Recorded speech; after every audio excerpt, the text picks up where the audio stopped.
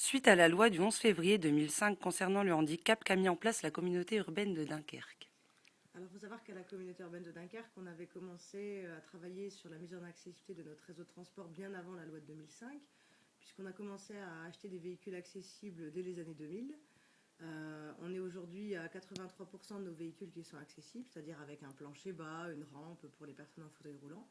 Et puis également au niveau des arrêts de bus, on a travaillé sur les quais dès 2003. Et aujourd'hui, on a 61% de nos arrêts de bus qui sont d'ores et déjà accessibles pour les personnes en situation de handicap. Que vous a donc apporté de plus la loi handicap?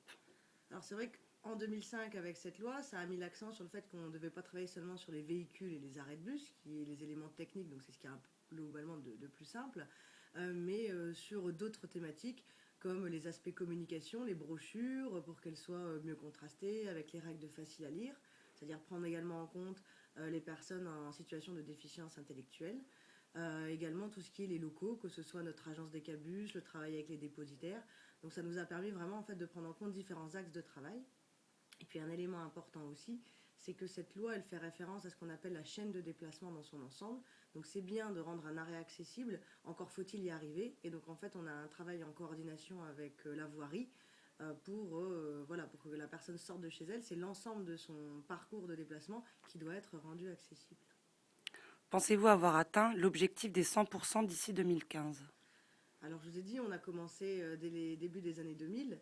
Donc, on a des chiffres qui sont assez positifs, notamment en comparaison d'autres agglomérations en France.